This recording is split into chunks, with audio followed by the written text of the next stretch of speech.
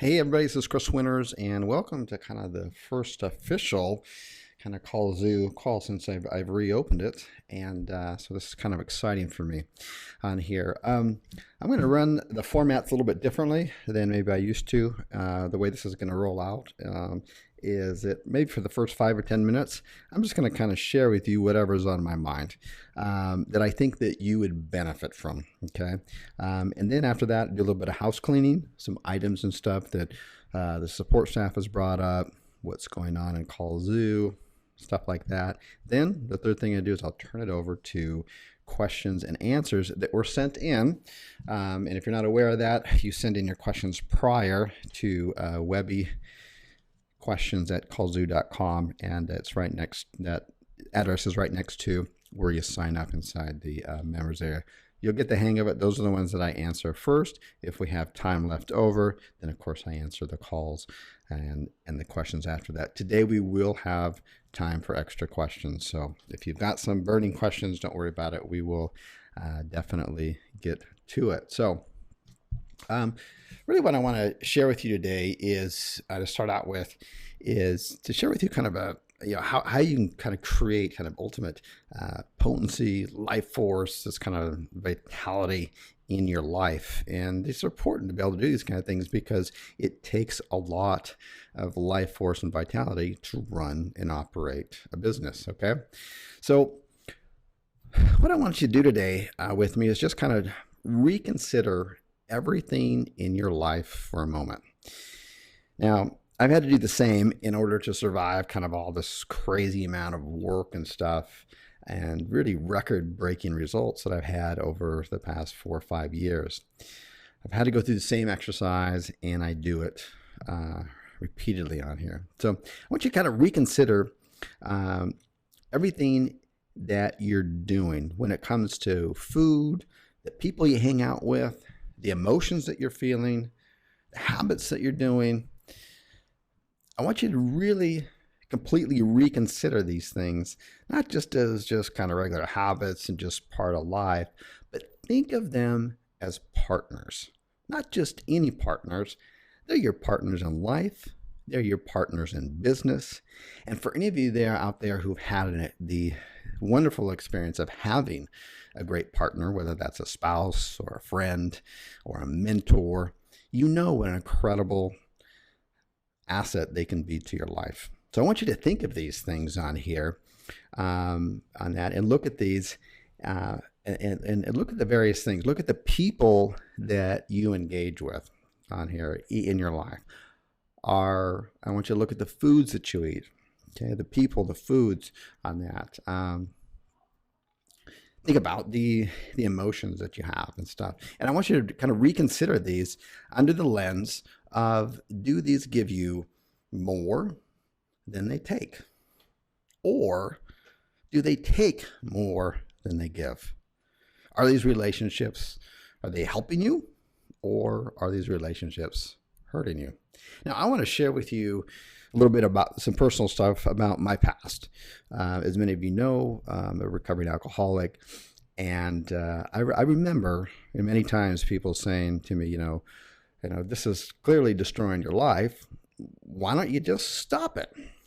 And I remember often answering that question and defending it by saying, well, no, alcohol actually helps me out.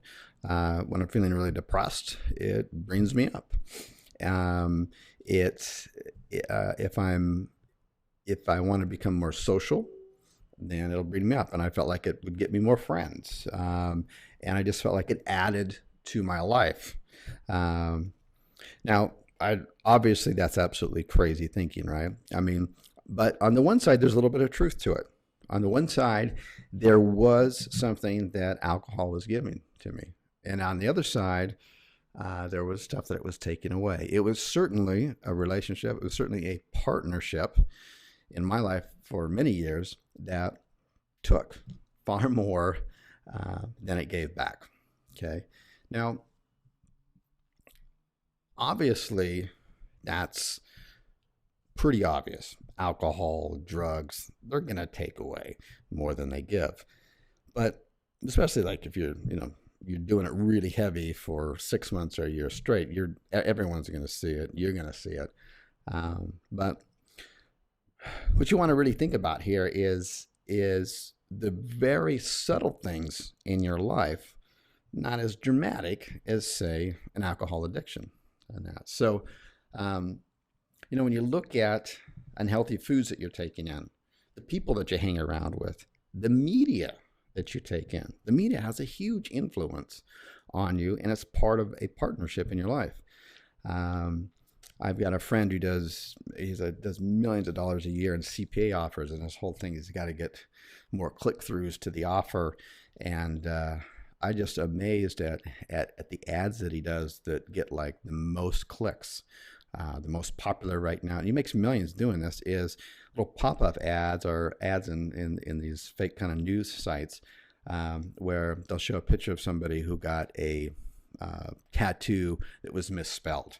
And that's like the number one thing. And it's like it has the highest click-through rate. So somebody will see a picture of that tattoo's gone wrong, and I have a picture of somebody with a tattoo misspelled, and then they have, you have to click through to see the next picture, and you got to click to another page to see the next one. And each page that you click through, the ads refresh, so they get paid for it. That's how that stuff works. And the average person stays on there clicks through 17 images and stays on there for 3 minutes. And there's a lot. I mean, that's not a partner that you want to be with. Okay. So start thinking about that kind of stuff, all the little nuances stuff, drugs are obvious, right? On that, but are these things are not that obvious, but they are affecting you on here. So we give an example. Like example I've got on the screen here is we look at corn fructose. In the States in particular, that's very pervasive in all the food. It's the ingredient that's found in almost all foods, from breads, pizza doughs, cereals, not just sports drinks and the obvious like Cokes and sodas and stuff like that. But when you drink this stuff, your palate, your tongue, the taste buds are designed to be hypersensitive to sweets and sugars.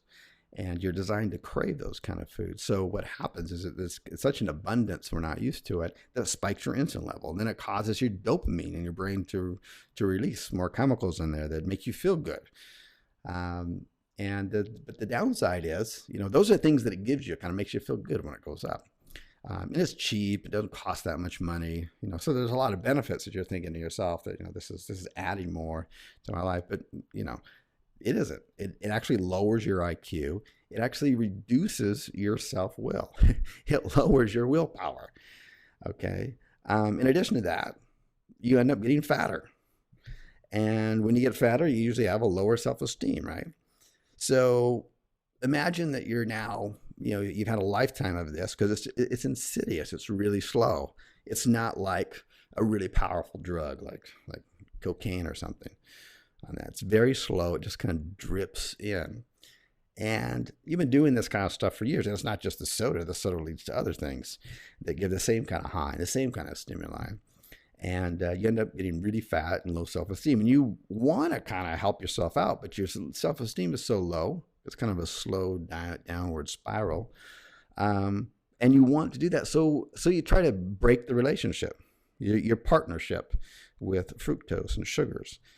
Try to break that relationship. Well, when you initially try to break it up, it hurts. It's painful, right? You have to go through a lot of pain to do it, and you don't have that much willpower because it's broken down your willpower over the years. So you can't take it, so it's just easier to go back. And these are the cycles, downward cycles of addiction, and they're not just in foods and that, and they are in all kinds of things that we do on here. So what happens now? Well, you've made the decision to partner up with fructose corn syrup. That's basically it. It's now your partner in crime. That's your partner in life. And anyone who knows someone, or even yourself, who's addicted to sugars, these things are not easy to break.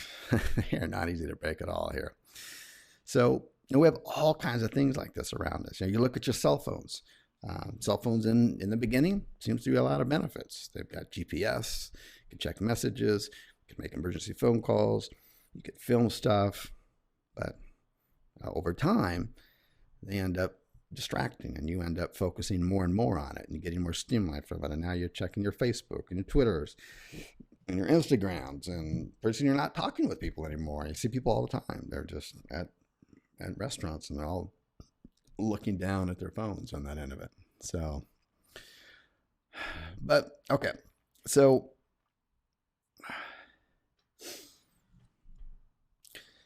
just kind of take this stuff in for whatever it's worth on that, and just think about these little subtle things, not the obvious stuff. Sugar is actually pretty obvious these days, but maybe not. You may be surprised it's in your bread dough and stuff. Even gluten can be addictive because your body really can't simulate it. Some people think they can take it more than others, but your body, it actually releases dopamine in your bloodstream as a reaction to it, and so that gives you a high.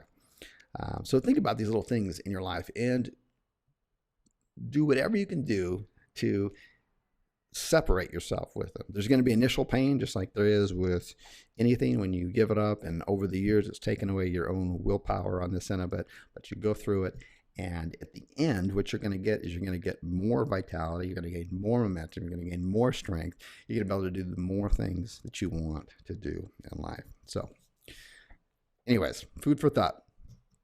All right, so let's do a little bit of house cleaning on here. I want to address on here, a lot of people who came in. I actually made a video and I put it up on a website because I want to be very clear about this and the direction on here. People are asking, two of the most popular questions are, where's the Google Maps section where we can hack the Google Maps? And the other one is, where's the landing video sales page that you guys use in order to attract clients? And my response back to that, let me explain this, is that the last time I opened up this course was back in 2012. And since then, I've had many people contact me years after and say, geez, I wish I would have stuck with that, or I never really got into it, or people will contact our support and we can see they haven't logged in for 15 months, and they'll say that they forgot their email that they use and they can't get the password and so on and so forth. And this business has literally changed my life, and it's such a simple concept on the surface, right? You're building lead gen sites.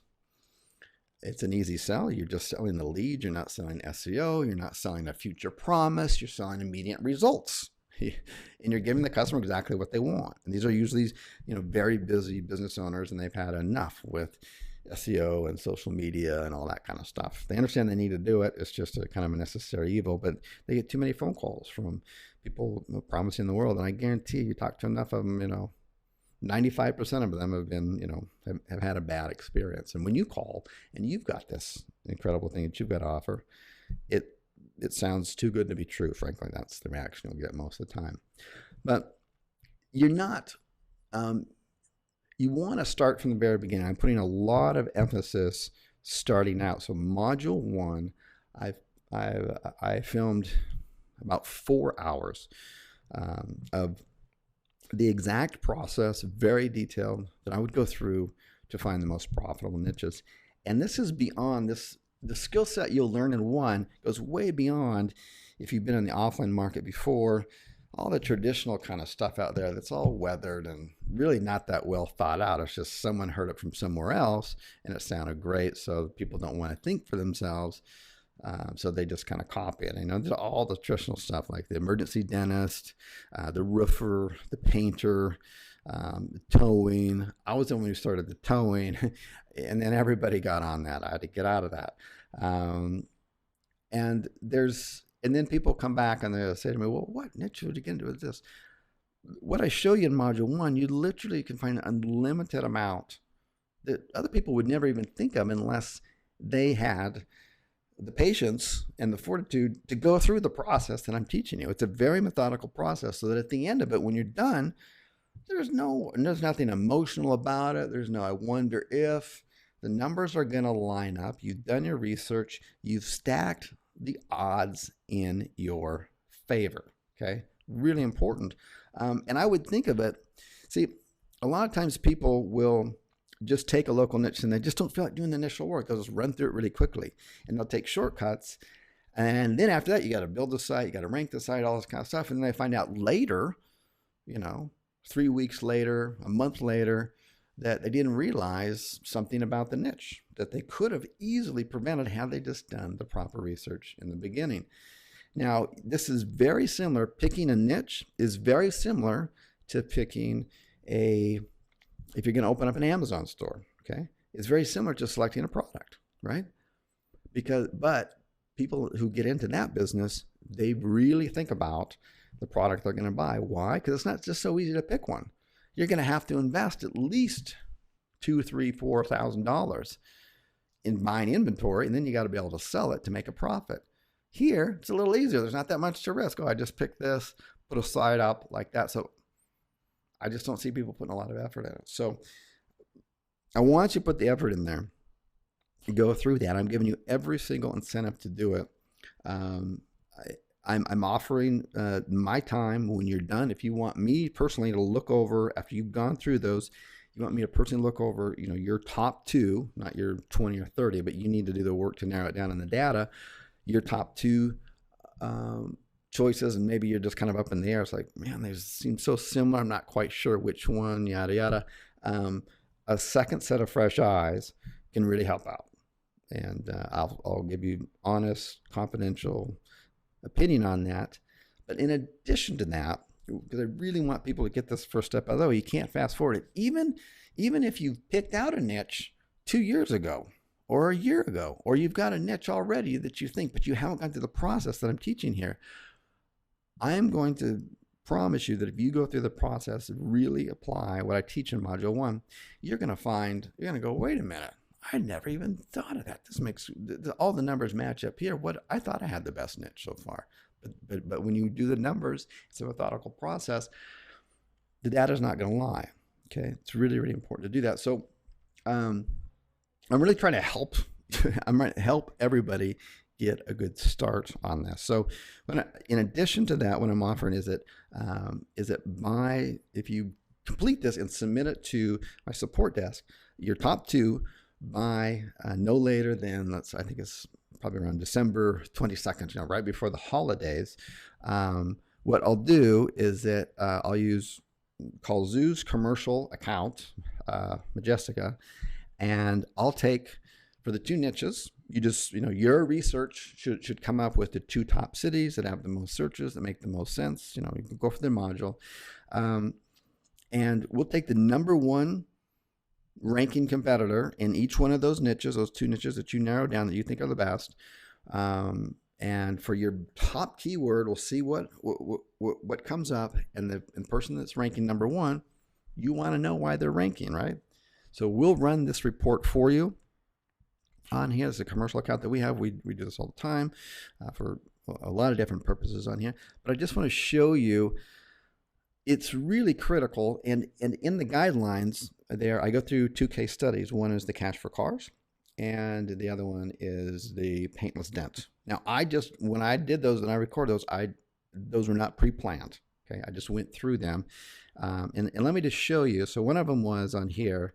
It was Cash for Cars Houston. I think it got you have to look back at the research on that, but there's something like 600 searches or something for this keyword. So if you're ranking number 1 here, you're getting a lot of traffic. Okay, so let's see what this looks like under the hood.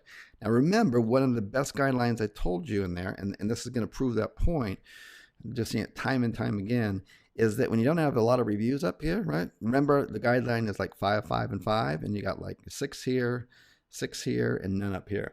That usually means that the ranking is going to be easy. And plus, when you start seeing any type, although you don't see very many here, when you see any type of citations, particularly Yelp pages, it's super easy. So this is a guideline, but let's take a look at this and see what this actually looks like and what the backlinking is. We'll do these reports. This is only until December. December was 22nd for the holidays, because we'll end up having to do a lot of them. Hopefully we will. Let's just take a look at this. Okay, so here's the summary on this. If you don't know what some of this stuff is, that's okay. Don't worry about it. But what I want you to take note of is that this only has 27 domains pointing links from 28 domains only. Okay, and then in the traditional SEO world, you've got people who come in on a brand new site, and it's been up for 2 or 3 weeks, and they're nailing this stuff with FiberGig and something else, and pretty soon they got 50 links up for $10, and they're spammy because they're usually doing anchor text. That's their keywords. The site's been up for years, and it's got 28 backlinks. So we're going to look at the quality of backlinks. The site has, trust flow is one of the hardest things to manipulate. It has a 0 trust flow. Okay. We'll get into this other stuff here. Let's take a look at the backlinks. So that's the first thing we'll do. And what we'll do is we'll download this, and then we'll send this to you if you encouraging you to go out and find this. So what we've got here is this is a trust flow of 4, which is very low. Okay, a trust flow of, the higher the better, obviously, but a minimum of 10, somewhere around 20 is really good. So 4 is very low. This is the theme of the site on here, which is from the Europe region. So it's not even in the same niche or themed. This one's in computer and programming. This one's been deleted. This one's a no follow link. Business and construction. Okay. That's a 4. We've got here yellow pages, which is citation, right? Anybody can get that. This is a shopping and photography, computer, internet again on here, and news. And then none of them even have a trust flow after this. So not the big PBN quality networks or backlinks that maybe you've been taught to do. And if you haven't and you're completely new to this, we don't have to do any untraining. So that's good. Let's take a look at the anchor text. There's a huge, it's already recorded and done. We're dripping the content out. The anchor text is so important. It will make or break you on here. So by size, there are obvious anchor texts. This is a junk car for the biggest one. But let's take a look at some of these on here. Sell my car, sell my junk car on here. But they're using a lot of naked anchor text, which is just their URL, good reason, website, Houston junk vehicles, cash for junk. I teach doing a lot less than this. This is in my opinion, they don't have any direct spammy stuff on here like cash for cars, which is their #1 keyword, or cash for cars in Houston. Let's see what's another backlinks. And this is just the referring domains. These are the 28 domains that the links are coming from. Their links are not coming from the root domain, but some other page off of these domains. So you can get kind of a feel where the primary trust is of the root domain.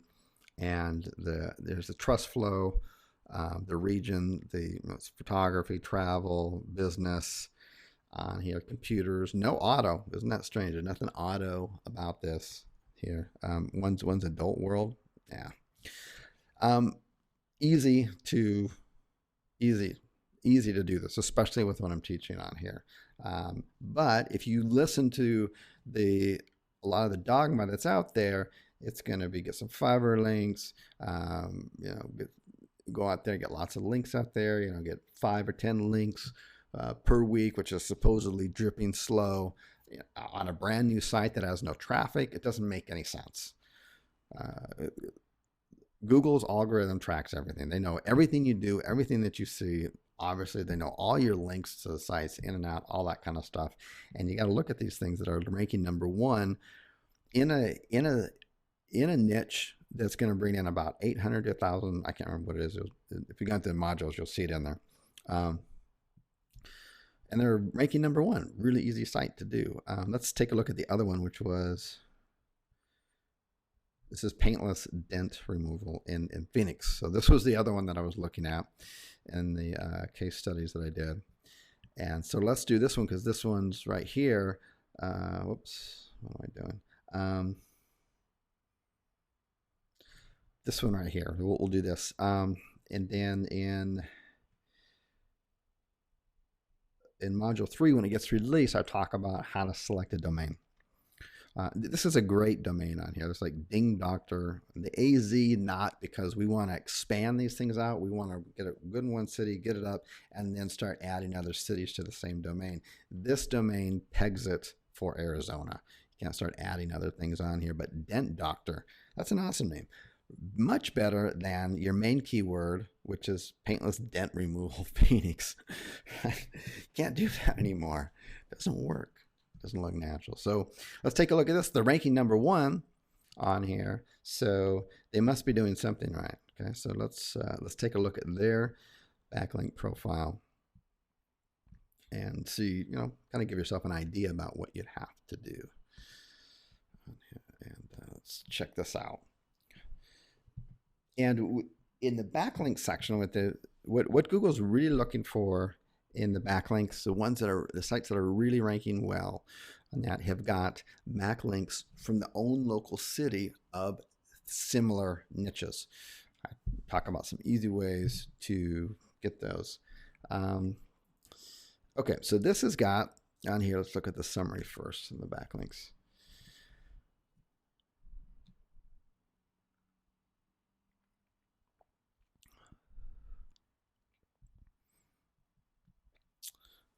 Well, this is what's ranking. This particular one. It's got a trust flow of 10. Not bad, but nothing scary. I'll talk about citation flow later, but the trust flow is what's really important. It's got it doesn't have 100 backlinks. It doesn't have none of that kind of crazy stuff. It's got 16 total domains pointing back a total of 49 backlinks. Just 16 referring domains. That's this is nothing. Let's take a look then at the backlinks. All I'm trying to really demonstrate here is you can find niches, and you can find niches that are easy to rank for when you follow the guidelines. I didn't pull this data up until after I determined those two niches were going to be good niches to get into, because I just know from experience, if I just look at the star rating on there, no fancy tools, none of that kind of stuff. Don't overcomplicate it.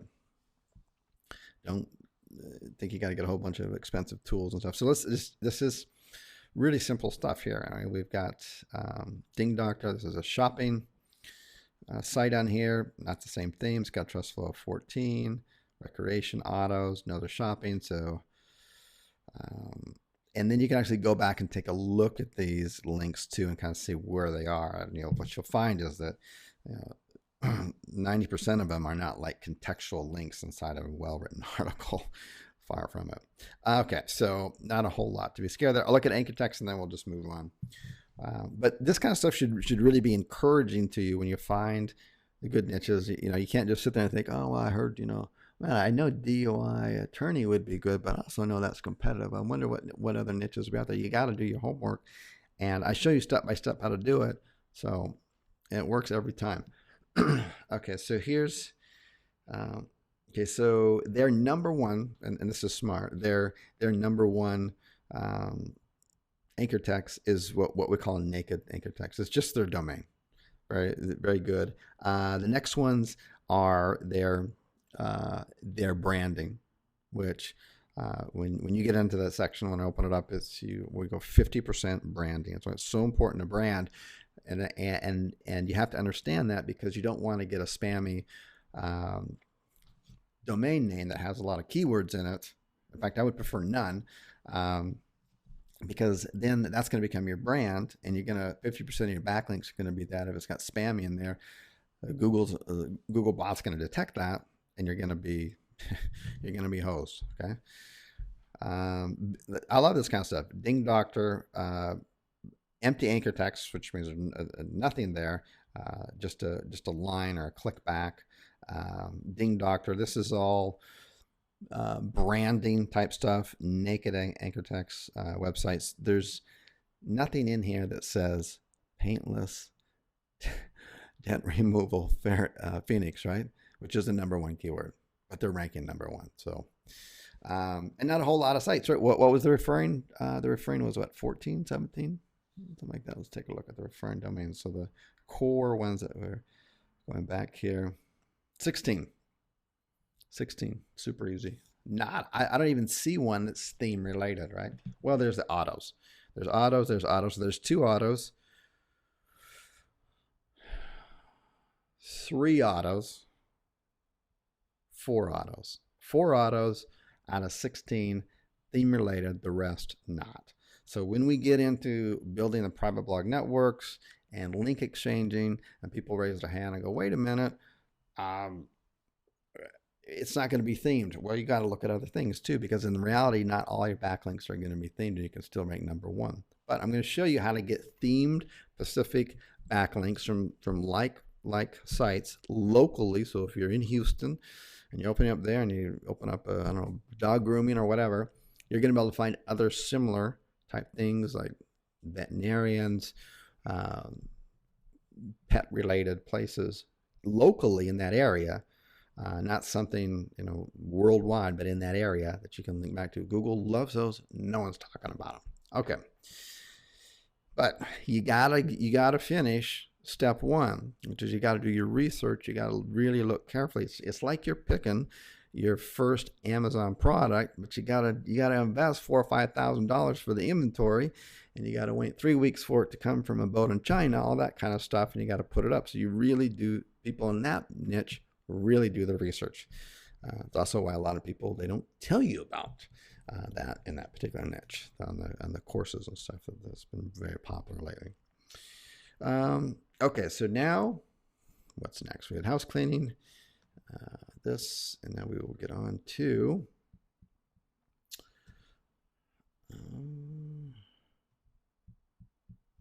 here we go.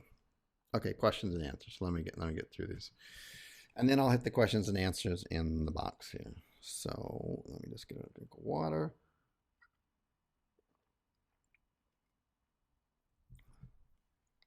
Alrighty, excuse me. Alrighty, so I don't put the names up here for just privacy reasons, but whoever sent this in, if you recognize your question, thank you for sending it in.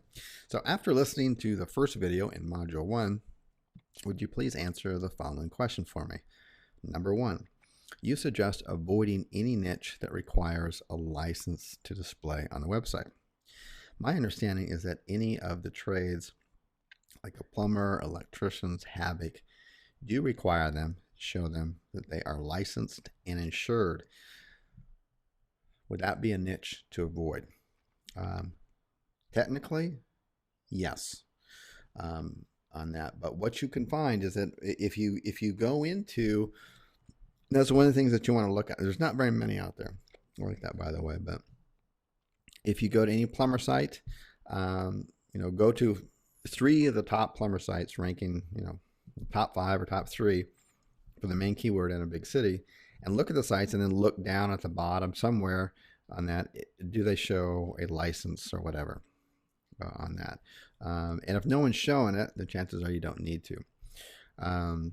You could, if everything panned out, you're never going to find a perfect niche, but if all the criteria that I share with you pans out and the only one that doesn't happens to be this license thing, you could always put up your lead gen site, and you could always put in very small print, but it's somewhere on your website, license pending, something like that. Okay, license pending. And then when you do pick up your client, you could put their license number there. They would fully understand that. Okay, so that's how you could work around that. It's another obstacle you have to go through, but it's just something I wanted people to be aware of. I've got a way too long story about that. We totally messed up. So you learn from my lessons on here.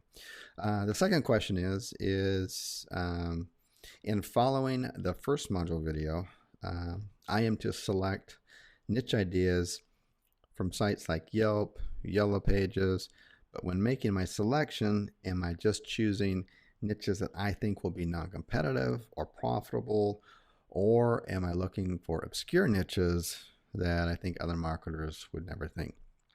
Great question. You want to think about this like Curious George. I don't know if you ever read the book when you were growing up, Curious George, and he had the guy with the yellow hat on and stuff, zookeeper. But Curious George is always getting into trouble. He's always searching around. When you're looking at these things, you want to start searching around for this. You want to start exploring things. I think in the modules here, it was kind of, I think we started with something. We watched the videos, but I think in both of those examples, the two that I ended up with, I started with something completely different. It's just I started doing the keyword research for what I thought would be good, and then another keyword was coming up that wasn't related to that niche. It was just kind of peripheral to it. I said, oh, wait a minute, paintless dent removal. No, we started out with mobile dent removal is what I started out with. Because I remember now, because I think it was actually in Yelp. It was like mobile dent removal. I thought, oh, that's kind of cool. So I put that down on my list. That's what you want to do. You just want to start just free flowing. Just start putting these ideas down there. If you're curious, if you're unsure, whatever, just start putting it down. I prefer, you don't have to do this, but I prefer niches where the service provider goes out to the customer. And the reason for that may or may not be obvious, but that service provider will span a greater area, right? So you can encompass a greater area. The greater area you can encompass, the more calls you're going to get, the more you can sell. Versus someone who's stationary, like a dentist. Dentists are pretty much everywhere, right? I mean, you pretty much drive around and there you can find a dentist very close, multiple dentist office. So for a dentist, someone's not going to travel a long way. They're not going to travel across town, right? They're going to go down They're going to go down to the closest place, pretty close to their home, pretty convenient to work and the kids and all that kind of stuff. So those are kind of some of the criteria, but not always. Okay, not always. I mean, you want to keep your eye open, but that's part of the stuff. Once you start getting some of these ideas down, you start doing some investigation, looking at the keyword research, pay attention to what else is popping up. Is there another similar word that's coming up in another ad group that came up because of what you typed in, what you thought would be a good keyword? And you go, oh, wait a minute, this ad word group's got 800 words. Maybe there's a word in here that I didn't even know of that just bumping this number up. And then you find something in there that's got like 500 searches for one keyword, and it may not be the directly related to the niche you started with. And that might start you down a different direction. No matter what happens, when you head down that road, you're going to head down the road of looking at the data, looking at the numbers. And you can't cut any shortcuts. I think in one of them, it was like, okay, the numbers worked out really good in, I think, Phoenix. And then I took that same data, because you want to do this research. I took that same data and I tried it over in San Diego, and it flopped. Right? So now I'm testing, is it nationwide? Does it need to work in every single city? No, but I would highly recommend that if everything pans out in one or two cities, that you do the extra effort now, before, not later when it's too late, but now. Are you going to be able to get enough searches? Can you find another 13, 14 more cities so you have at least 15? Because what happens is that when I show you how to this on-page SEO, when I show you how to design the websites, call them master websites, we just have one domain and you start building cities off of them. We just have a lot of experience, and we have on how to rank these, and this is really the way to go. We didn't used to do it this way. We just used to do it individually. We did well then, but a lot of work. This is so much less work.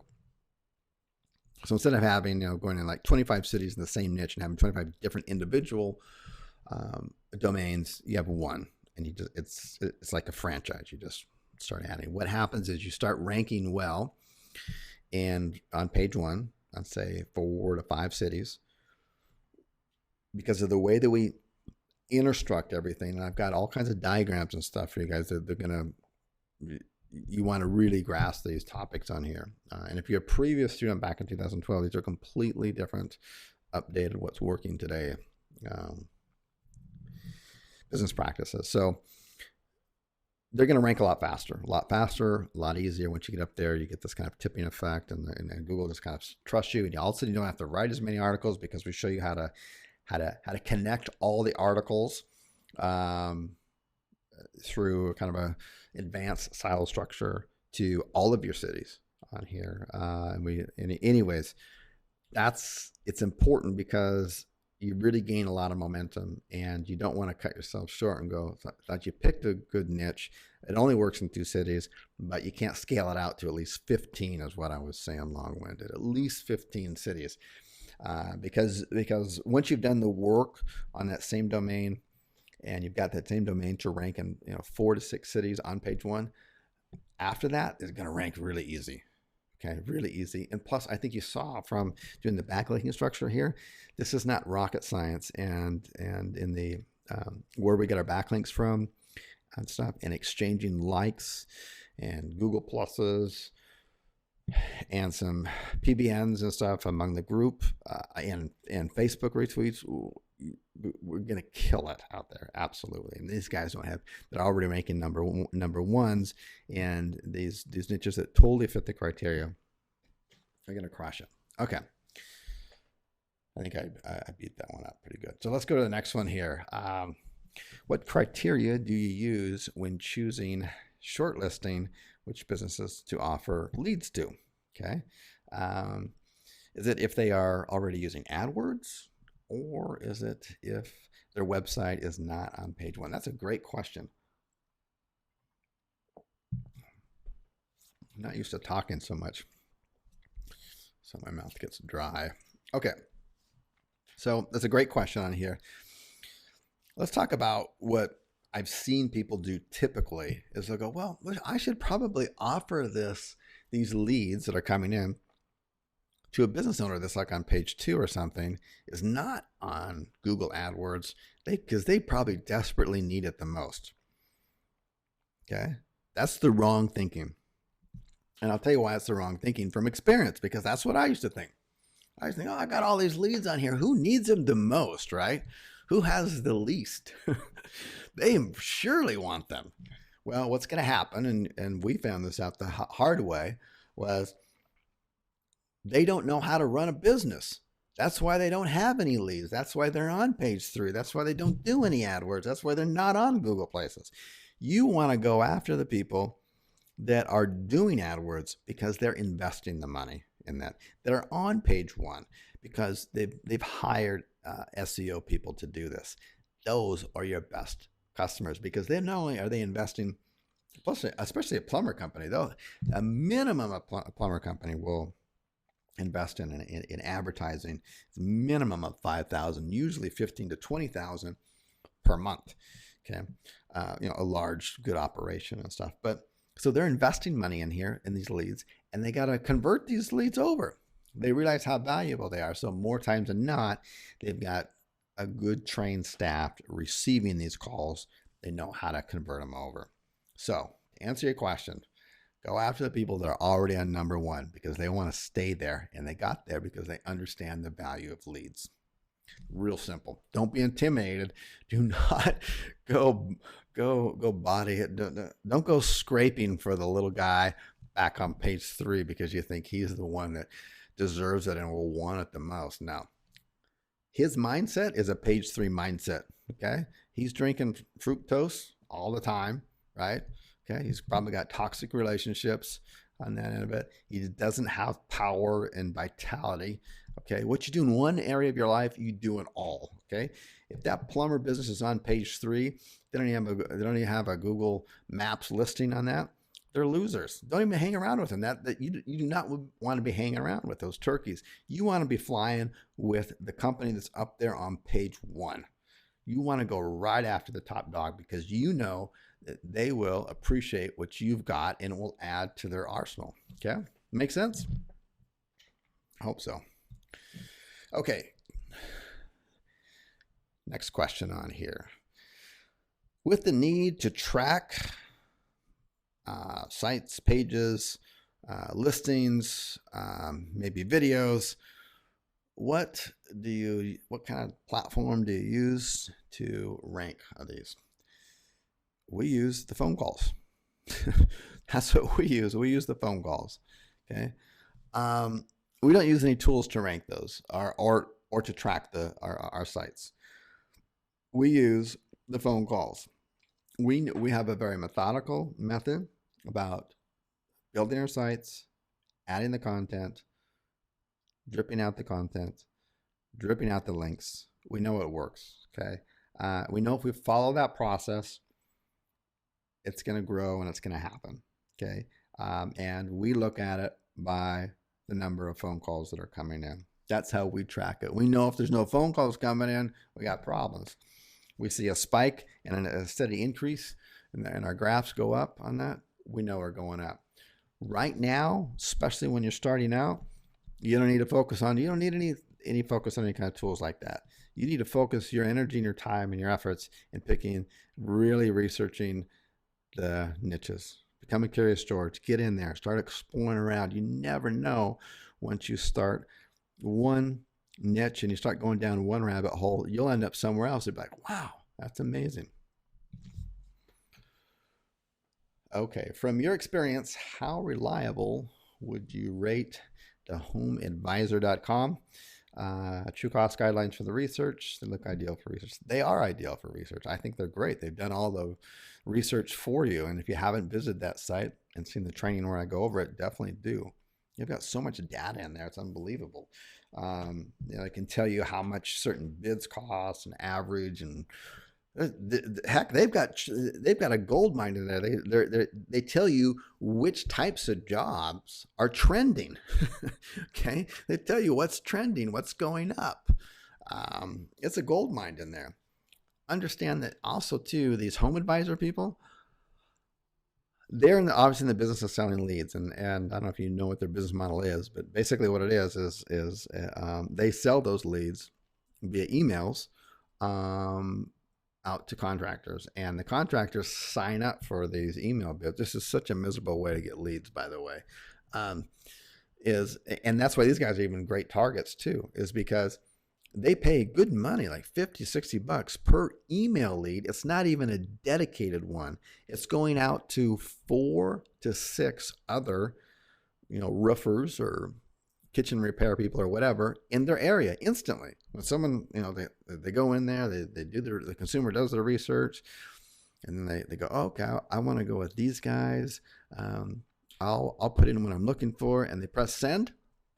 Boom, that goes out to 4 to 6 other contractors in that area, and they get bombarded back with the emails, which the customers got to be going, whoa, what the heck's going on? Did you just spam me? And then now you got to be, what is it? It's a fast race to the bottom. What a miserable way to do business. But they're paying for these things, and Home Advisors is I can't remember. They recently changed their name. I can't remember what they used to be, but they sold their company for like $300 million. And that was a couple of years ago. They're probably worth way more than that now. So the business model works of selling leads, okay? And these guys are desperate for leads. These are crummy, crappy leads. Can you imagine that? Every time you get a lead, you got to go, oh, I got to figure out a way to kind of, is this other guy down the street going to try to outbid me just to get the job? And some of them are going to be shifty, so they'll underbid just to get the job, only to get into the home. And now they got the contract and they're 70% through with it, and it's too late now. You're stuck with me. They come up with some surprises to bring that bill back up. It's a dirty, messy game. You come in there and say you got dedicated leads and phone calls, not emails. That's a no-brainer. Oh, yeah. Okay, good. That was it right there. So now it is question time. Okay, so let's see here. All right, so the kind of question, I should make it clear, the kind of questions that should be asked here that prioritize are the ones related to Callzoo and the niche stuff and what we're talking about.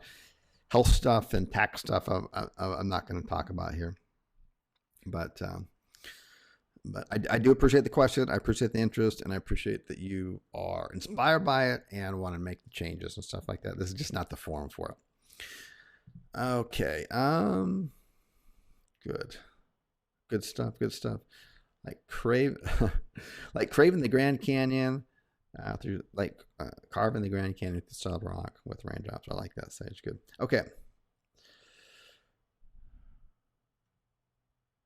Okay, good. Okay, I just wanted to make sure I don't want to miss any on here. My bad. This is good. I won't mention any names unless it's obvious that someone would want to get credit for it. But my bad relationship is shiny objects syndromes in the email. Definitely a bad relationship, Amy. That's something that you want to be aware of. That's your partner, right? Is that partner giving more to you or taking more? On here, cell phones, and EMF radiation, absolutely scary stuff there. Giving it to make this work, even though going through the downward spiral. That's all right. You have to identify where you are, right? And even if, trust me, I've been on a huge downward spiral most of my life. And I'm very honest with it when I've talked about it before. It's hard to get back up because you got all that momentum going down. You got to fight to get back up. But you're aware of it. You're doing it. That's cool. Yeah, teenagers are crazy on that. Good stuff. Okay, good. Thank you. Good. Okay. A little bit of audio problem. I see some audios coming in and out. It is recorded, so hopefully do that, and I will address the audio problem the best that I can. Awesome. Cool. Okay, so obviously I've got some audio issues here, so I will, maybe I got to get a different mic. I've had this Yeti for a while. It's good stuff.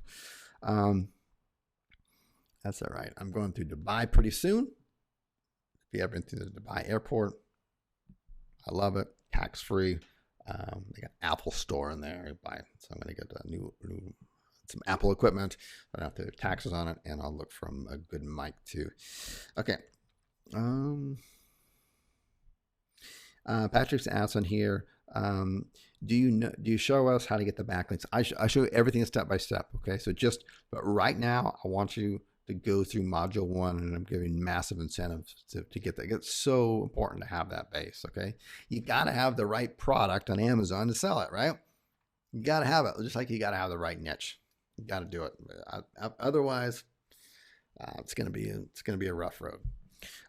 Would you recommend to start with an age domain that I bought off an auction? David, good question. If you're knowledgeable enough about that kind of stuff and you know what to look for in an age domain, then by all means do. And particularly if on the age domain, it's niche specific, theme specific, doesn't need to be exact match, but pretty close, within that, not too broad. Like if you bought like an automotive, if your niche was automotive and the site that you bought for when you analyze it was obviously like, I don't know, maybe there's a car lover site for Mustangs or something, and then you're looking at doing some kind of, maybe even cash for car site, that would make sense. Okay. It'd be pretty hard. The reason I say that is because it's kind of hard to find an age domain that has exact kind of things, but pretty similar. And your most important criteria, skip the whole PageRank stuff. That's gone. Is, to me, the most important thing is a trust flow. It's so hard to manipulate that stuff, and Google knows it. It's so hard to do that. PageRank is easy to manipulate. That's why they're getting rid of it. They haven't updated PageRank in years. It's gone. Why? Is it because it's so easy to do? We all know how to do it, right? I got a PageRank of 1 site, right? What do I need to do to get a PageRank of 5? Get a backlink from a PR5. I'm done. Okay. Anyways, so trust flow is huge. Look at trust flow and domain authority. Those are your 2 biggest ones. Your minimum criteria for a trust flow of an age domain, a 10. But I would really be shooting for anything higher, 15 or 20s, and a domain authority of minimum 25. You can look those up. You can get them free using tools from Majestica, free plugins from Majestica for your Firefox and Moz. They're free, and I can show you those. Do you show us where to get backlinks and how to get them? Yes, Patrick, step by step. Follow the modules on that. I just link everything out. We've already released module 2. And then we have a schedule for this. So this, what's today? Friday, we'll release module 3, which is all on page. Module 4 will be on Sunday. So it's all happening, but I want you guys to kind of go through it. What happens is that people jump in and they go all the way to the end of the line. You're not ready for that. Okay, you're not ready. Okay. So yes, more step-by-step detail on that. What does the color box indicate on the trust flow? They just color code those. What you want to look at is the number value, and they just color code them so it's simpler to look at.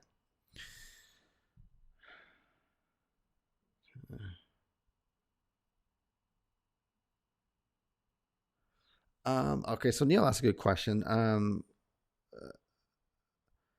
Chris, why have you gone for the domain ibuyjunkvehicles.com for cash for cars? The reason, that's a good question, Neil.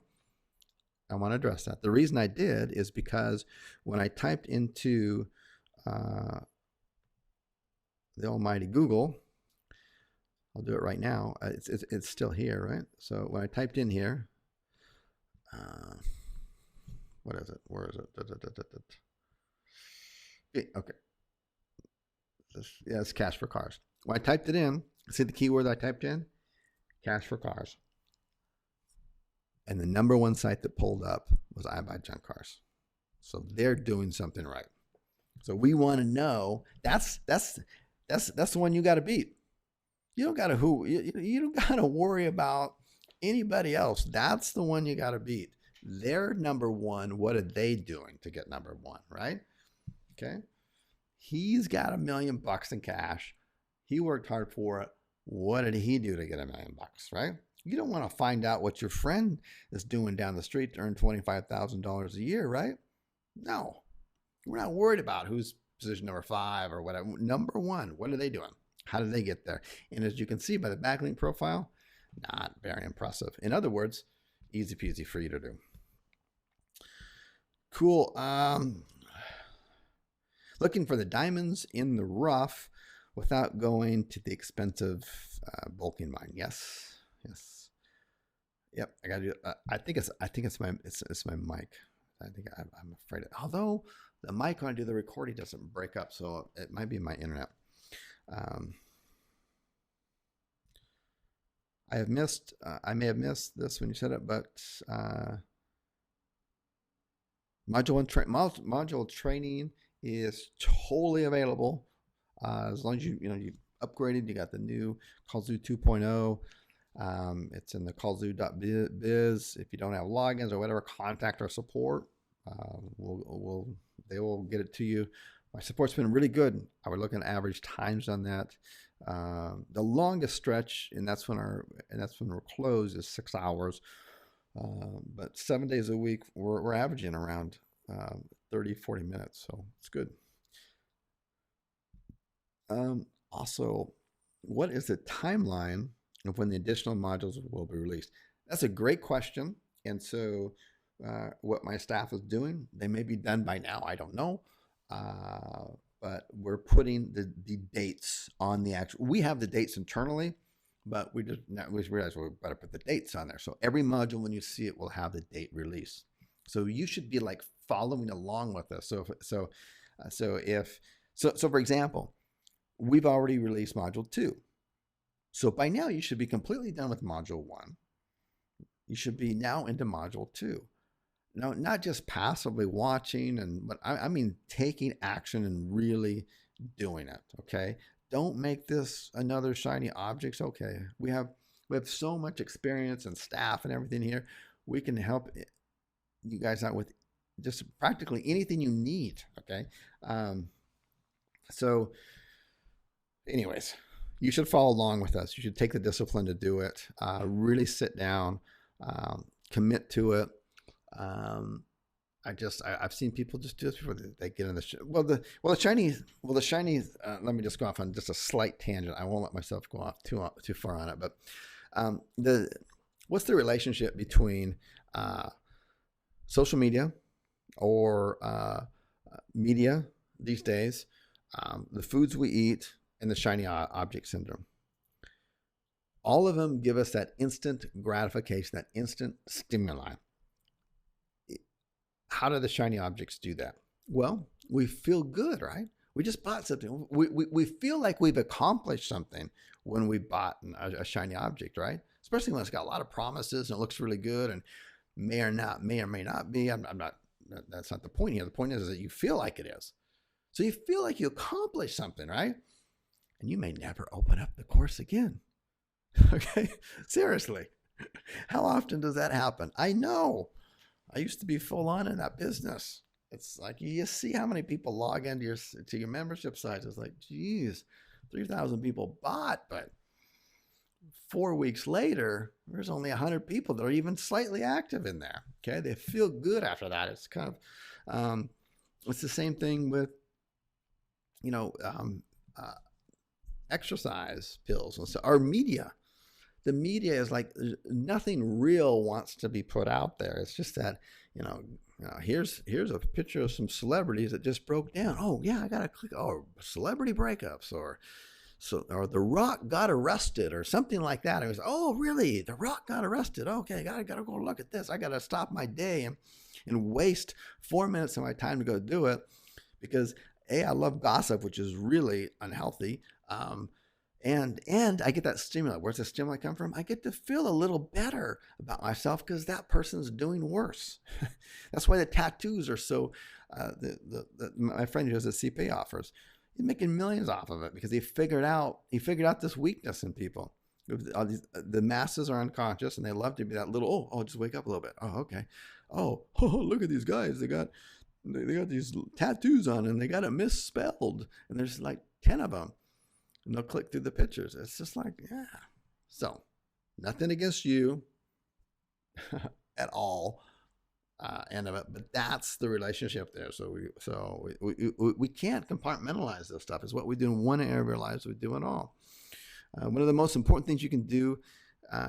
It's like if you've got a messy house, if you got a messy office, you got messy habits. That's your partner. Okay, and we've probably all done it before. You clean up, you clean. It feels good, right?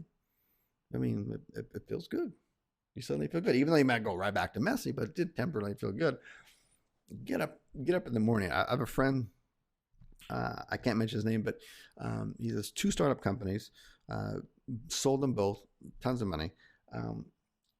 And people ask him all the time, what's your secret? What do you do? I always want to know what's the secret. He says, I make my bed every single morning. So it's nice and clean, and then I'm clean throughout the day. Clean thoughts, clean habits, all that kind of stuff. So make your bed in the morning. Cool. David likes that. He says, very intelligent methods to help determine approach niches. You're welcome. Sounds good. Realistically, how quickly do you think we can start to bring in the moolah? Always get that question. It's a fair question.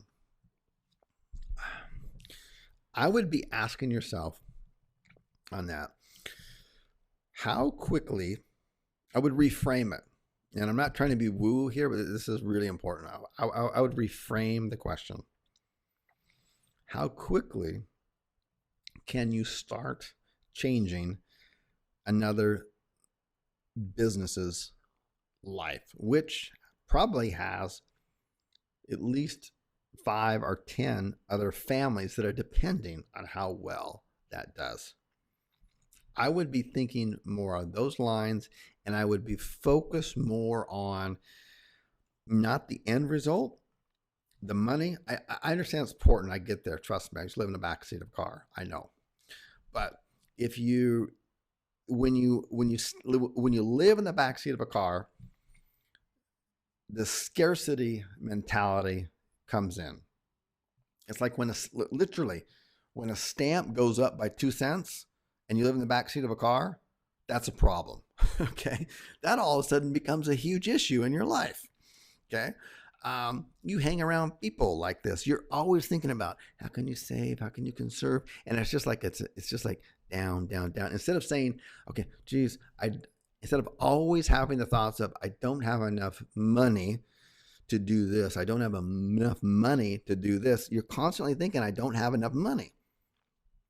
instead of thinking, how can I get more money? How can I get this house? How can I get a warm, comfortable bed to sleep in instead of I don't have enough money to? And that seriously, when you really think about it, I know I've been there because that stinky thinking will dominate your freaking brain.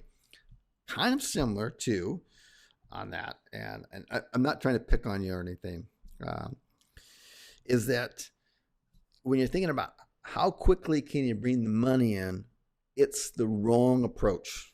I'm telling you, it's the wrong approach to go after this, the wrong thinking on that. You really want to look at this as, and I mean this from full sincerity, you want to look at this as, how can I take this? I'm going to take this as a real personal growth learning experience. Okay. I'm going to dedicate myself to doing this. I'm going to sit down and I'm going to say, you know what, instead of just looking at this and I'm going to be more conscious of my thoughts when I do this. I'm going to really believe and be passionate that I can do this. I'm going to sit here for like the next 2 hours, and I'm going to just block it out 2 hours, and I'm going to work solidly on this. I'm going to get the most freaking done I possibly can in 2 hours, and I'm done. And I mean really do it. Most people cannot work that long. I mean, forget reading for 2 hours straight without their mind just going blah, blah, blah, blah. I'm talking working. It's the same thing. This is why I recommend you get up in the morning, just meditate for 5 minutes, then just immediately after that, read for 20 minutes, something to enrich your life, and move on. It helps train the brain, it helps train the focus. We're just not into it. It's all these distractions around here. We've had distractions for however old you are, 20, 30, 40, 50 years. Okay, we've got to retrain the body. Most people are not doing that. When you're done, look, when I'm done working at the end of the day, sometimes I can't even drive. I'm so tired and my thought process is so beat up from such intensely working that I literally cannot drive. I'm a danger to drive. Okay, you should try to intensify your focus when you're working and use that as a discipline, because imagine how powerful that is. What you do in one area of your life, you do in all others, right? So instead of giving in to the, oh, I know I shouldn't have that burger, man, it's so good with those fries and the ketchup, and oh man, I'm gonna get a soda, but I'm gonna get a diet one. Oh, I'll just go do it once. It's okay. I'll go for a walk later on. No, discipline yourself. Who's in control in that moment? Huh? Think about that. Who is really in control in that moment when there are desires to have something that rationally you know is not in your best interest? It is not your partner. It is taking away from you. It is like a pimp. When you have a pimp and a hooker relationship, how does that relationship work? There's all kinds of books written around. It's really fascinating, the psychology behind it. It's no different than the food. Okay? It's no different than the food. The pimp takes more than he gives. He gives structure. He gives structure. He gives direction. He gives so-called protection. Okay? He gives some emotional stability to a person, and in exchange for what? You got to go out and have a whole bunch of customers you got to sleep with, and then all the money you got to give back. But these things go on. Why? What's pimping? Who's your pimp? Right? Who's your pimp right now? Is it the money? Okay? You understand what I'm saying, brother? Is it the money that we're talking about here? Are you pimping there? Where's your pimp? Is it the burger? Whose desires? What's really pulling you? Who's really in control? Who's pulling the strings? You need to discipline yourself to stop that. And if you can, when you do, it affects all areas of your life. Think about this kind of stuff. Don't just think about this as a pay-per-call business. Think about this as these are lessons you can learn within here that you can apply to everything. It's exactly what I did with the transformation process, okay? When I did the transformation, I went to Bill Phillips, I took the exact same principles, okay? And then I started applying it and growing it in that upward spiral, going up and up and up. And if you haven't listened to the first replay, I suggest you listen to it, because I talked about the upward and downward spirals. Go with that stuff. Think about it like that. Don't compartmentalize this. This is like, I see people try to compartmentalize losing weight, and they may be successful for a little while, but you can't compartmentalize that stuff, because the same thing that's preventing you or got you to that place where you're carrying an extra 50 or 60 pounds is the same thing that got you into $100,000 in debt and a job you hate. Okay? You can't, you have to treat it as a whole. All right. I'm just going to go on forever about that kind of stuff. Okay. Okay. Yes, we'll do. Okay. Good question. So, okay. So this person is in module 2, but make sure you fully complete module 1. When you get proxies, this is from module 2. When you get proxies, IPs, are they dedicated? Maybe you didn't read that module. Maybe you did or didn't. Anyways, there are in there with the proxies. There's a service that we currently recommend, and I'll show you some really ninja tests to see whether Google and anyone else can tell whether or not those are proxies or not.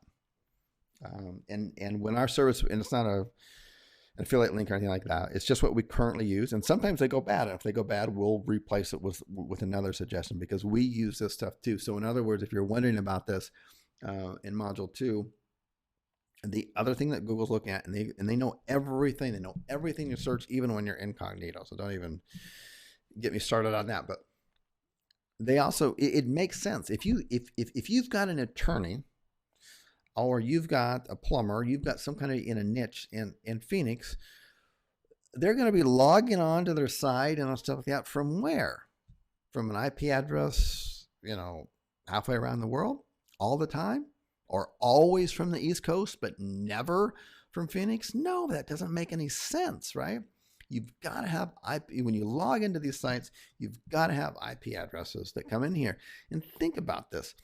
You have people that come in and they throw some good, high quality. I see this all the time. I have friends in the business. They go, can you look on my site, please? No, we can't. We don't know what's going on here.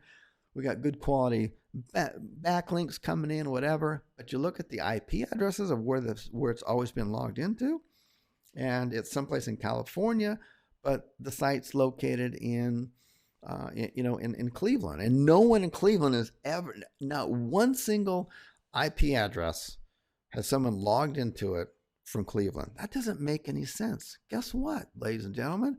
Google knows this stuff, and they go, let's look at some other things on here. Okay? It's real simple. So anyways, I show you in step 2 how to be super ninja stuff on that, how to be completely under the radar. It's very simple to do. So just take a look at that. But to answer your question, proxies are they dedicated on that? I don't know if they are, but the service we use, what happens, okay, so there's a service out there that takes any type of proxies or IP addresses, and if they start to look like they're being spammed, and there's a lot of unusual activity going on, they get marked as that.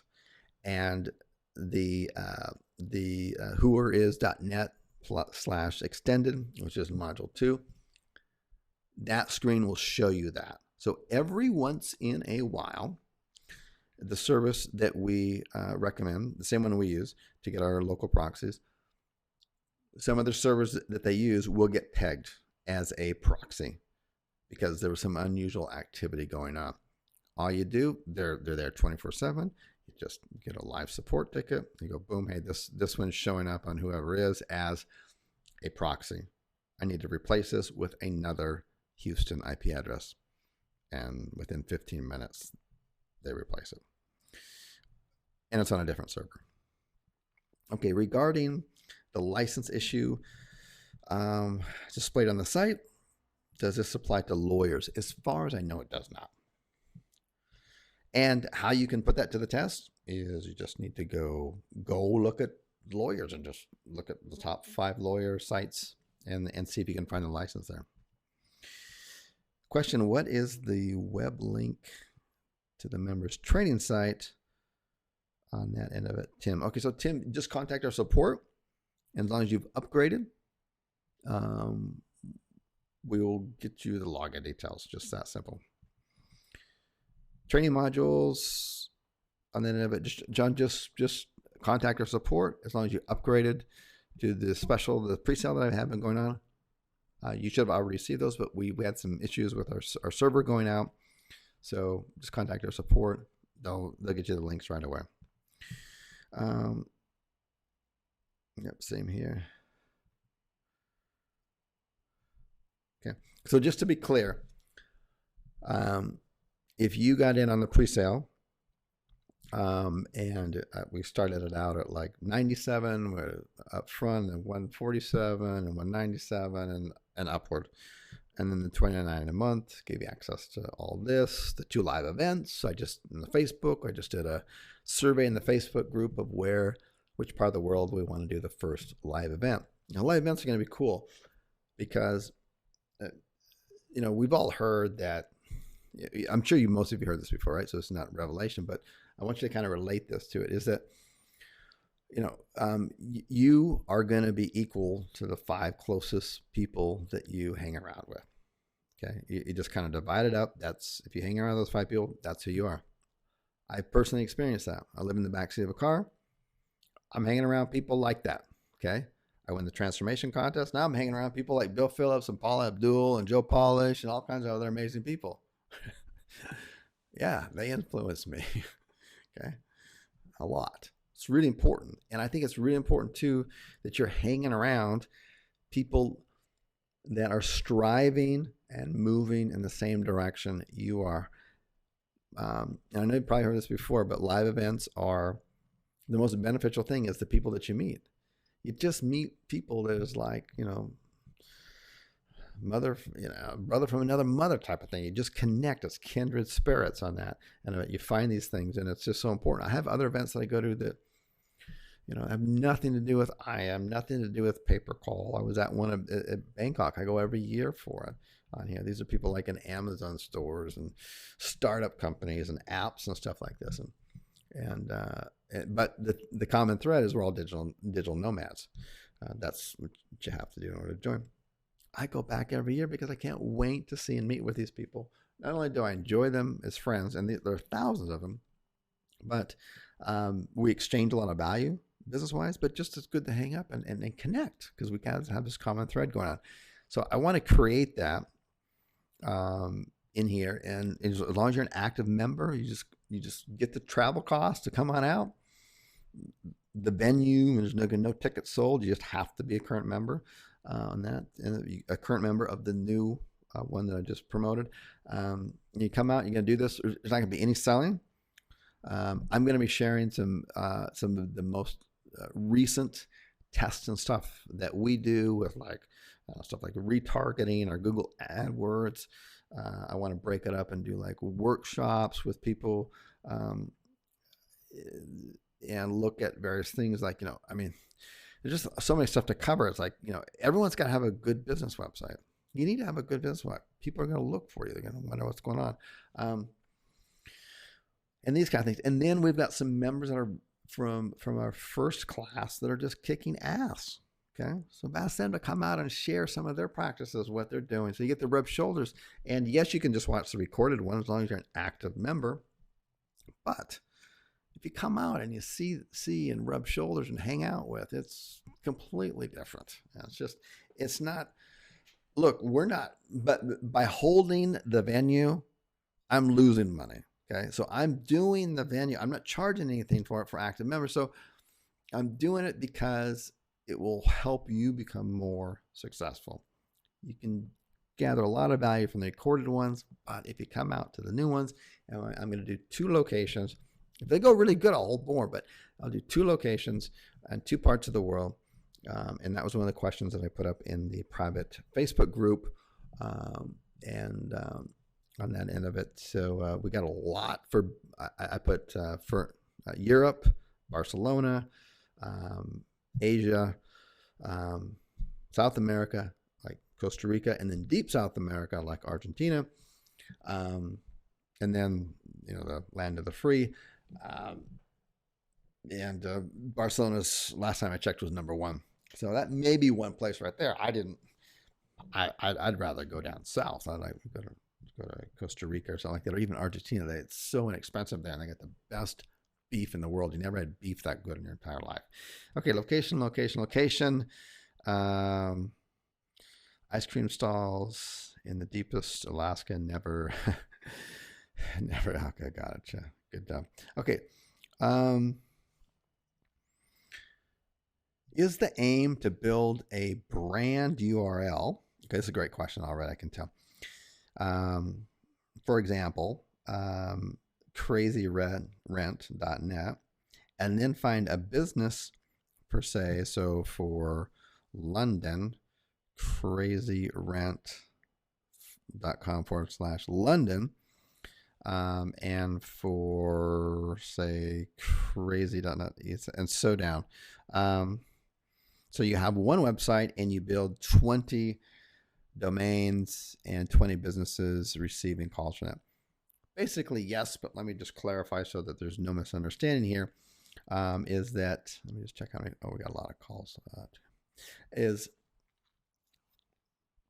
Yes, we call that a master domain. Now, when I first started out this business, and if you came in the first class in 2012, that's not how we did it.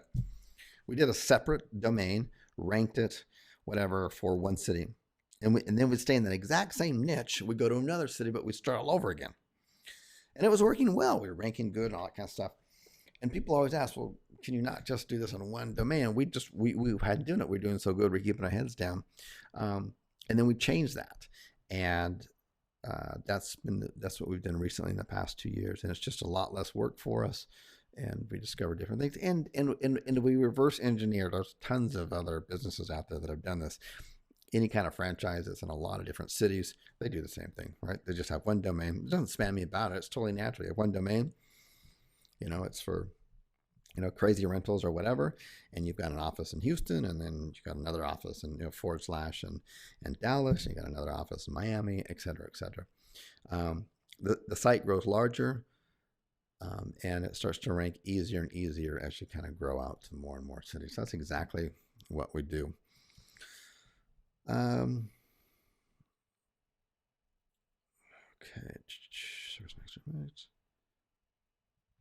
All right. Ken's says, really enjoying the webinar. Thank you for sticking around. Do you recommend avoiding the big no niches like roofers, water damage?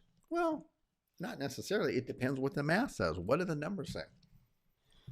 If you've been through module 1 of the new training, then it's really thorough.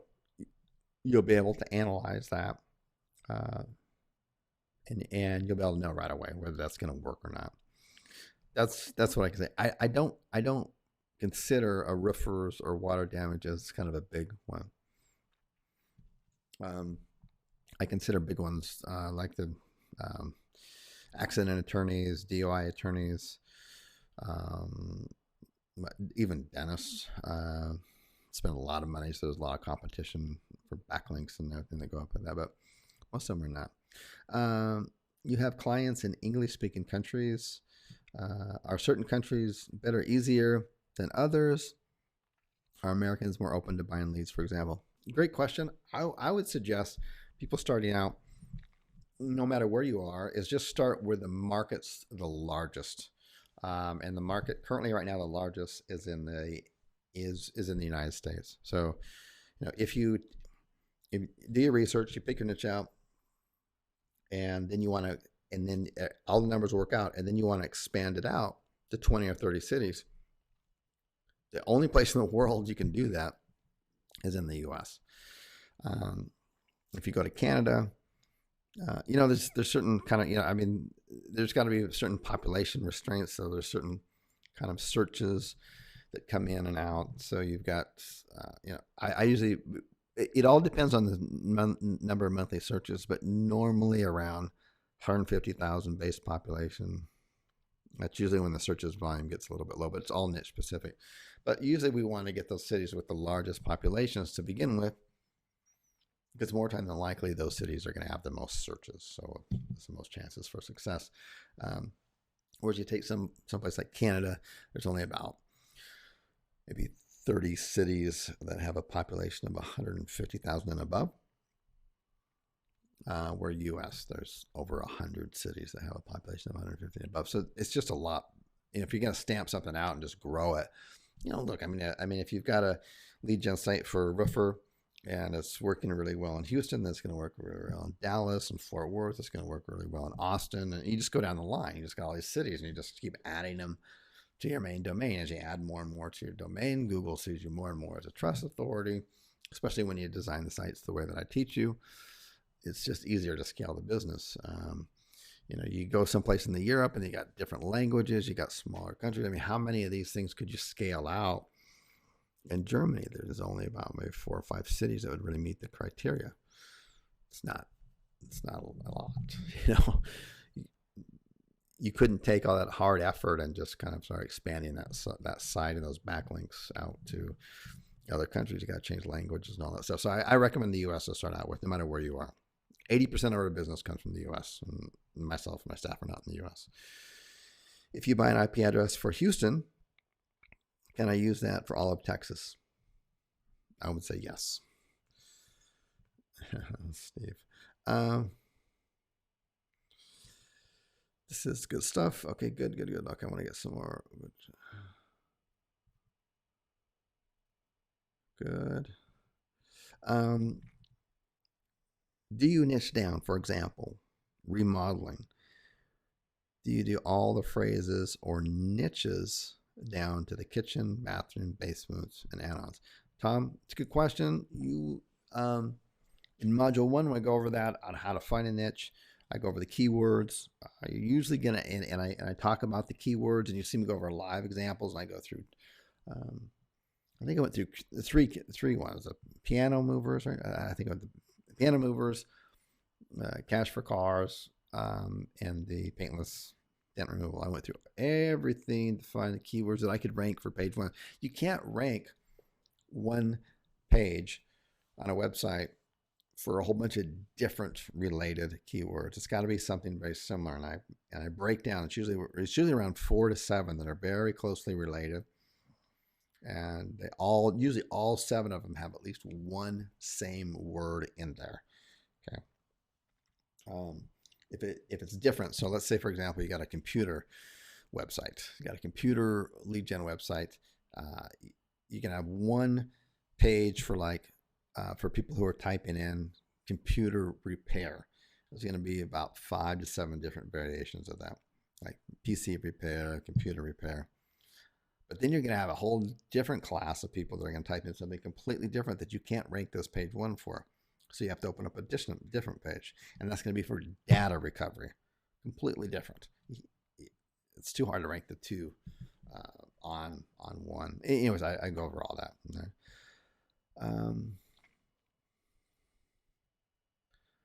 Please speak to the risk to having multiple cities on one site being penalized by Google, which can take down multiple sites versus having individual sites. Have you lost any of your cities? No, not with, that's good. Not with the backlinking, not with the on page. We do everything we show you how to do. This is why I have to go through step by step. Our sites, all of them, as you'll see when you go through the entire updated course, they have a business Facebook account.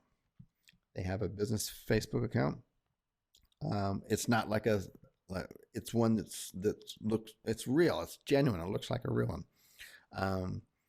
You have a Google Plus account that's been verified through text through a local number. We talk about how to do that. You've got a YouTube channel. On the YouTube channel, whenever you log into it, you're logging into it from a local IP address. Same with the Facebook account. All this stuff matches up. When I go through the anchor text, I tell you one keyword. You anchor text that one keyword. That's it.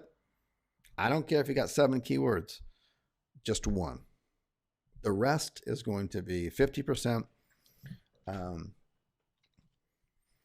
branding. So your branding can't be, Phoenix Chiropractors. It's not branding, it's spamming.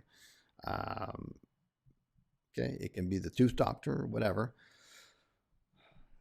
And then the other 25% is going to be your naked links. And I go over all the other details, but the point is only one is that. And the backlinks are coming from local on that. They're not coming from, they're coming from places that real businesses would get them from. Then we do a super ninja thing, this is part of Google's algorithm. This is one thing that a lot of people haven't caught on to, is that you need people searching on Google for your brand name and then going to your site. Okay, when you can do this, okay, and we've got that figured out, real people, real IP addresses, searching in Google for your brand name, and no matter where your site is, that's the only site they click on, and then they stay there for 3-4 minutes, click around, and then they leave. There's nothing in the world that will rank your site higher as long as everything else is in mind. Because think about that. Google's in the business of AdWords. They already track in AdWords.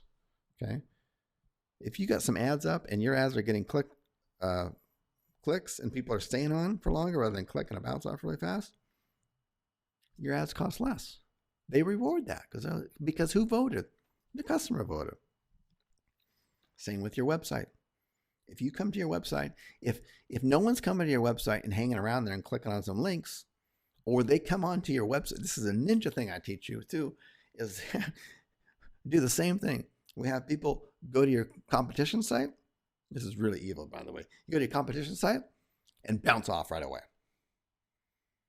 And you have like 10 or 15 of those a day from IP addresses that are local that come in, go to your competitor's website, and then leave right away. Guess what's going to happen to that site that was all fancy dancy number one? They're not going to be number one anymore. Okay, this is SEO is no longer these backlinks. It's SEO, from some of the people who've been in SEO for a while, SEO nuke, all that kind of crap. It's not that anymore. Okay, it's about a lot more. It's a different ball game than what we go over all that kind of stuff on here. Can you comment a little more on the website that you talked about in the video? One where you call and send potential clients within 7-day free day trial. Brett, yeah. Basically, it's not the topic of this one, because we're not, as a group, we're not there yet. But basically, what you're asking is, how do we get clients? So we will cover that more as a group when we've kind of moved up to that area, but we've got a lot of groundwork to get there. If you don't have a niche picked out yet, if you don't have a website picked out yet, that's not a question that's ready for right now. If you don't have leads coming in right now, then you don't have that. There's a lot of groundwork to get there yet. Okay, let's keep going here. Okay. Do they still do PageRank only internally? PageRank, as far as PR, is basically gone. It's still out there. Still gets measured. Some places claim it's getting updated, but it's too easy to game, so Google got rid of it. Do you factor in CPC and KW Planner and evaluating the niche? Yeah. 425 versus yes. Yep, Kevin, I do. All covered in module 1 in detail. The exchange backlinks. First, you got to learn first you got to pick out a niche. Okay. This is the thing I'm talking about. I'm going to challenge that 99.999% of you don't have a niche properly picked out. And if right now you're asking about how to get into Exchange to private blog networks on here, to Exchange and point to what? A niche that isn't proven, that really wouldn't pass yet. Okay.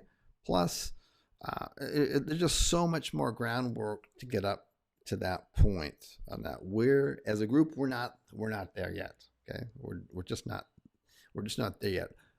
People just got into the course. They don't even have the course. They don't even have the niche picked out. And then that's, I put a lot of extra incentive in there for people to get those in, offering extra services that we can do in our end. So what can we do to get people motivated enough to really go through module 1 and just dig down and do the research and the data. And at the end, the numbers aren't going to lie. And then moving forward, you have a good, secure, you have everything stacked in your corner. Okay, so people are asking, where are the modules, what are they doing? If you purchase the CallZoo 2.0, been promoting the heck out of it for the past month, okay? If you got that, and you got the CallZoo 2.0, and you got the basically unlimited numbers, it's 10,000 plus numbers. My God, if you have more than 10,000 numbers, let me know. We'll be more than glad to give you more room in the CallZoo system. If you got on board on all that stuff, then on December 1st, we emailed you out the login details. If you didn't get the login details, but you purchased, just contact my support. I'll get you a hot link to set it up right away.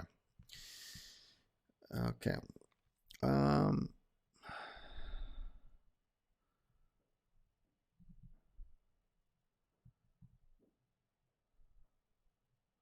Okay, so this is a really good example of doing your research, of kind of looking around here. So I was in the niche for junk niche cars. Basically, we buy junk niche cars. So we buy, clunkers. We'll pay you to go basically tow it off. And what they're doing is they're using the scrap metal, right? So what happens is that someone here is expressing on here. This is a good example.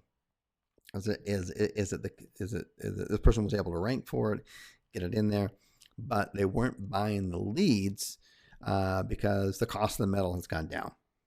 So these are some factors. I mean, these are things where other eyes looking at it can help you kind of pick things out. Okay, on this end of it, it's good. So so that's good. The cash for cars.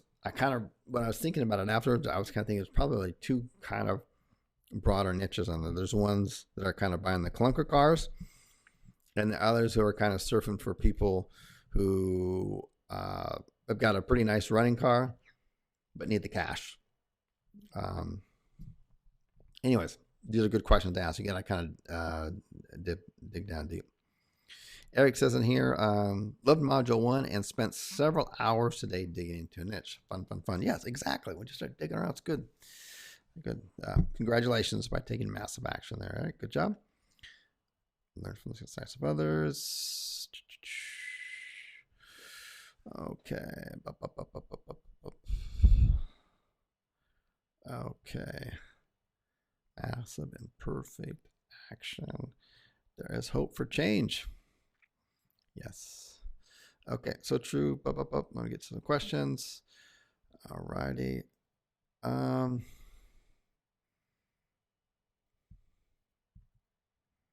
didn't get the CallZoo 2.0 train login.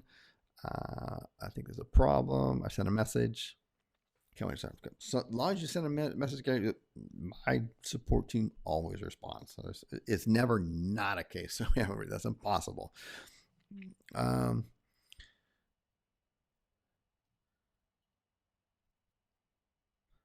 Okay, good. I'm going to agree completely. Good. Thank you, Mackie. I understand I got like a bagillion questions on here, and I really appreciate the questions. I'm trying to do my best to kind of boil them down and answer the ones that will provide the most value to the people listening to this. So, okay. So David asks on here, what do you tell yourself every morning when you get up to frame your day? It's two things that I do that are non-negotiable, and they're so easy to do. Just get up, 5 minutes of meditation. I like to meditate with my eyes open because I want to train my brain to be calm when my eyes are open. Plus, if I try to do that in the morning with my eyes shut, my body thinks I'm trying to go back to sleep. But regardless, with the eyes open, it's the same effect. You're trying to calm the brain. It's really important. And then immediately after that, I do 20 minutes of reading. I just boom, open up and just read. I always got books. I just go through the books really quickly. Those are two non that just sets your brain up. You're gonna make your bed on top of that. You're just like boom, you're going. And then I mean the rest of the day I'm fasting, and the reason I fast is not for weight loss. Although everybody thinks it is. It has nothing to do with the weight loss. It's because the research out there clearly shows, without a doubt, and you can just feel it, is that it just sharpens your brain. It's just like it sharpens your concentration. Once you get through the initial 1 or 2 weeks and your body's going, what's going on? We got no breakfast. We're starving. No, we're not. We're just going to condense our calories into, a 6-hour period instead of, an 18-hour period. Anyways, so those things will really, really help. Okay.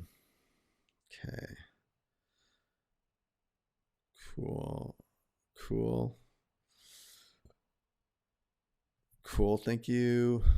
Our replay of wondering. Good. Okay. Going through here. Alrighty. Okay.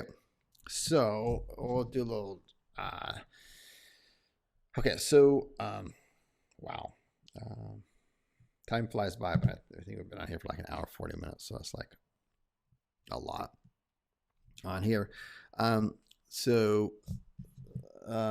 I'll do is I'll just buzz through some of these questions on here, just random questions, whatever they are. I'll just go for it on here.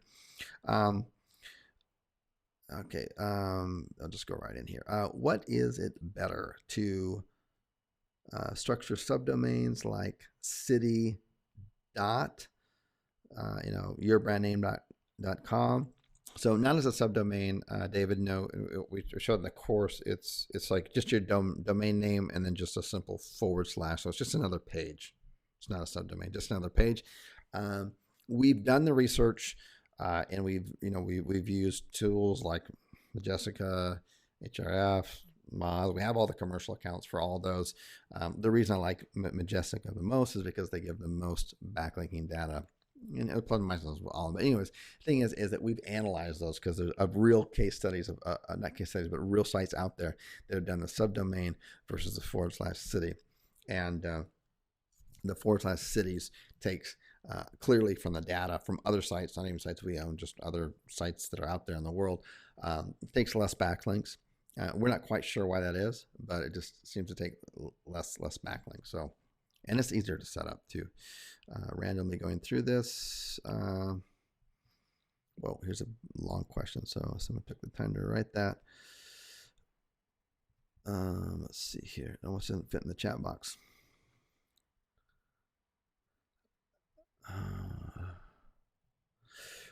Okay, I'm now the president of a marketing association. When you speak of live event, you can come over this way. Thank you for the invitation. Got some high profile speakers, blah, blah, blah.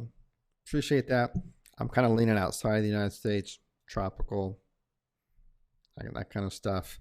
Not only do we want what I would like other people to experience too is get outside the United States. But appreciate the invitation. Very honored. Okay. Websites that stayed ranked are now more like raised orchards, not planting, grass and seeds. Correct.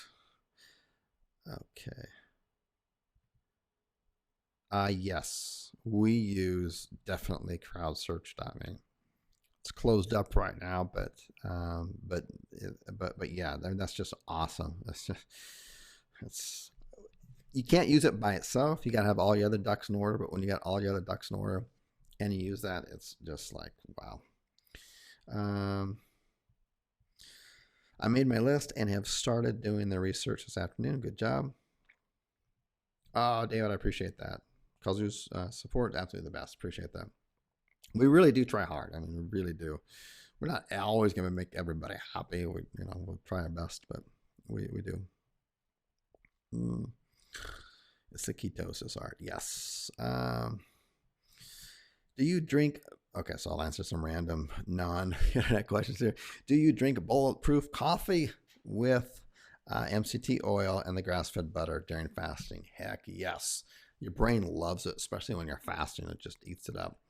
And it makes you think better, clearer, sharper, concentrate, so you get more done in less time. Okay. Really important for the performance factors. It's kind of like you're an athlete, but you're an athlete working. Do you want to sit at the desk and just perform half or 20% of your potential? No, you want to go as close to 100% as you can. So you want to give your brain the rest and the food and everything that it needs. And the fasting makes your brain think better. And then when you add on top of fasting some really healthy fats, and then mixed with the coffee, I mean, the bulletproof coffee's really got it down. And if you're not into coffee, do tea or something. Or if you're not into either one of those, just have some butter. Seriously. Yeah, the fasting on that, Sean, for the hour, how many hours? And then I've worked my way up, so you have to train your body that it's not starving, even though you're giving it the same amount of calories, just in a different window of time, more narrow. So there's no way it's starving. Again, it comes back to the question of control, who's really controlling it. But anyways, so yeah, just water, bulletproof coffee. I fast for easily 18 hours. So usually my average is around 17 to 18 hours a day. It just no food, no meals. I save time. It's easy. And it sharpens your focus. You actually have more energy. It's totally counterproductive, counterintuitive, I should say. But you're not going to feel that way the first week. It all depends on individual. But most people, the first couple of weeks, they'll be going crazy. Cool. Thank you. No, I eat usually. So these are non-topic questions on here, but what do I eat on? I don't have one meal a day. I usually have. I count like 2.5. So usually my first meal of the day will usually be around 3 or 4 o'clock in the afternoon. So my whole working day, I don't have to worry about food. Not that my mind is sharp, my body's not digesting any food, none of that kind of gunk. I'm just totally full force, and I'm not always having stuff in my stomach being digested. And then I'll have my first meal, and usually my first meal around 3 or 4.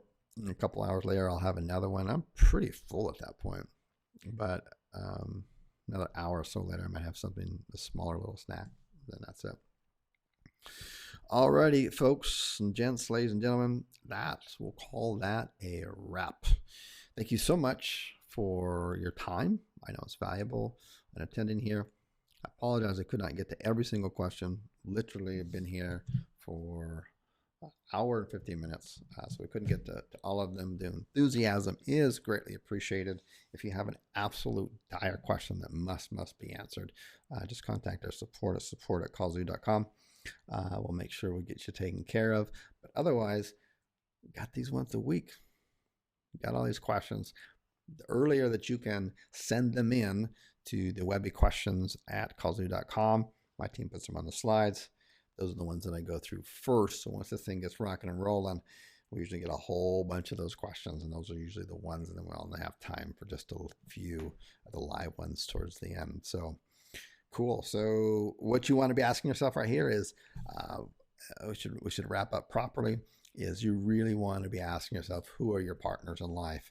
Not just the people you hang around with, but what are your other partners on here? The foods that you eat, the thoughts that you have. Thoughts and emotions are addictive.